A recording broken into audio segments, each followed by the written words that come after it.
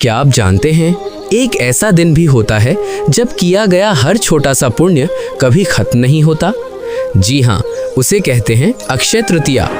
एक ऐसा पवित्र दिन जो आपकी किस्मत तक बदल सकता है। धर्म ग्रंथों में बताया गया है कि इस दिन किया गया दान, जप, तप और सेवा कभी व्यर्थ नहीं जाती।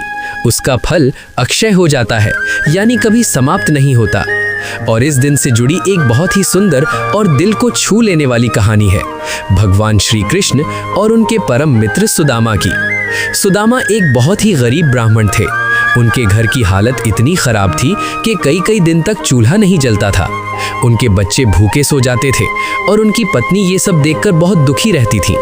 एक दिन सुदामा की पत्नी ने कहा, आपके बचपन के मित्र द्वारका के राजा श्री कृष्ण हैं, आप उनके पास जाइए, वो जरूर आपकी मदद करेंगे। सुदामा पहले तो मना करते रहे क्योंकि वो अपने दोस्त से कुछ मांगना नहीं चाहते थे, लेकिन पत्नी के बार बार कहने पर वो जाने के लिए तैयार हो गए। घर में देने के लिए कुछ भी नहीं था, तो उनकी पत्नी ने किसी तरह पड़ोस से थोड़ा सा चावल उधार लिया और उसे एक कपड़े में बांधकर सुदामा को दे दिया। सुदामा नंगे पैर उस छोटे से उपहार के साथ द्वारका के लिए निकल पड़े। जब वो द्वारका पहुंचे और महल के दरवाजे पर खड़े हुए तो किसी को यकीन ही नहीं हुआ कि ये साधारण सा व्यक्ति राजा श्री कृष्ण का मित्र हो सकता है।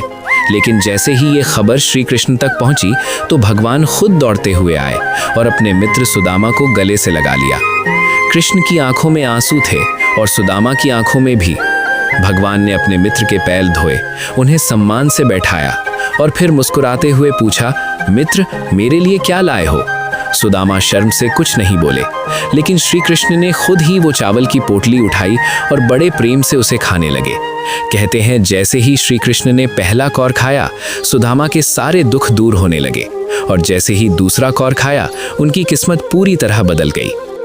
सुदामा ने कुछ नहीं मांगा, लेकिन भगवान ने उन्हें सब कुछ दे दिया।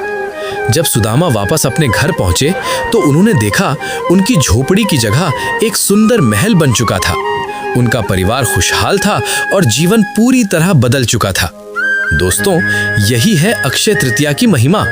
इस दिन अगर आप सच्चे मन से किसी जरूरतमंद की मदद करते हैं तो भगवान उसे कई गुना बढ़ाकर आपको लौटाते हैं। जरूरी नहीं कि आप बहुत बड़ा दान करें।